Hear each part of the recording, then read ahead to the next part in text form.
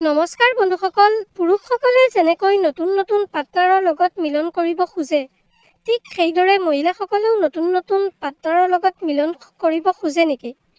বন্ধুসকল, আজিৰ ভিডিঅ'টোত এই বিষয়ে বিস্তাৰিত আলোচনা কৰিম, গতিকে ভিডিঅ'টো শেষলৈকে চাই থাকিব যে পুৰুষসকলৰ দৰে মহিলাসকলৰো মনত নতুন নতুন পাৰ্টনাৰৰ চিন্তা আহে নেকি। গতিকে ভিডিঅ'টো ইনলৈকে চাই থাকিব।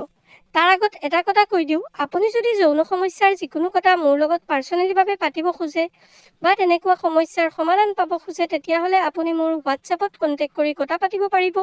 কিন্তু এইটো এটা পেইড প্ৰক্ৰিয়া, ইয়াৰ বাবে কনচালটেশ্যন ফিজ পে' কৰি কথা পাতিব লাগিব। এতিয়া আহোঁ আমাৰ মূল আলোচনিক বিষয়টোলৈ। চাওক বন্ধুসকল, এগৰাকী পুৰুষৰ মনত যেতিয়া এগৰাকী পাৰ্টনাৰৰ প্ৰতি বৰিং আহি যায়, আৰু এইটো হিউমেন নেচাৰ যে মানুহৰ কেইবাদিন ধৰি যিকোনো এটা বস্তু বেছি ইউজৰ ফলত সেই বস্তুটোৰ প্ৰতি বৰিং আহি যায়, তেতিয়া মানুহৰ মাইণ্ডে নতুনত্ব খোজে। আৰু সেই নৰ্মেল প্ৰক্ৰিয়াৰ কাৰণে পুৰুষসকলৰ মাইণ্ডত তেনেকুৱা নতুন নতুন পাৰ্টনাৰসকল বা মিলন কৰাৰ কাৰণে নতুন যৌন পাৰ্টনাৰ খুজিয়ে থাকে।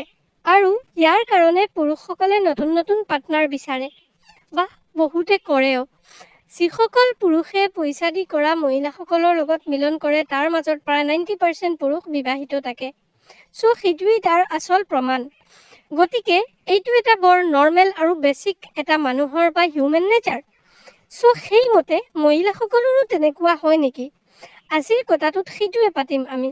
চাওক বন্ধুসকল, এগৰাকী পুৰুষৰ যেনেকৈ হয়, ঠিক সেইদৰে মহিলাগৰাকীৰো মনত কেতিয়াবা নতুনত্ব খোজে। এতিয়া তাৰ পৰিমাণটো কিন্তু পুৰুষৰ তুলনাত কম হয়।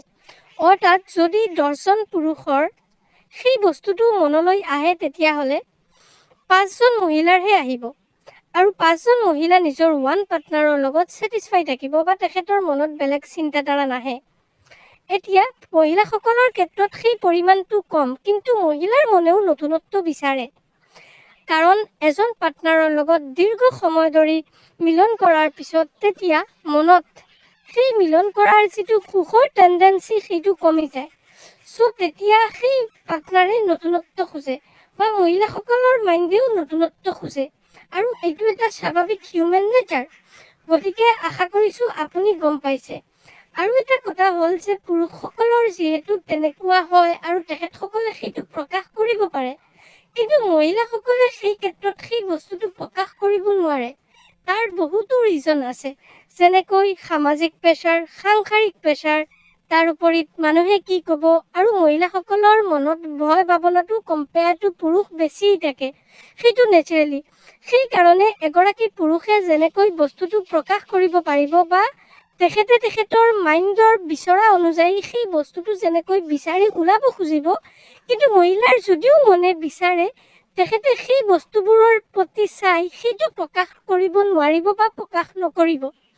আনহাতে ৰিচাৰ্জত দেখা গৈছে বহুতো পুৰুষো এজন পাৰ্টনাৰৰ প্ৰতি মিলন কৰি বা এজনৰ প্ৰতি কৰি তাৰ ফুল লাইফ তেখেতে ছেটিছফাই পায় বা ছেটিছফেকশ্যন দি পুৰা লাইফ গুচি যায়।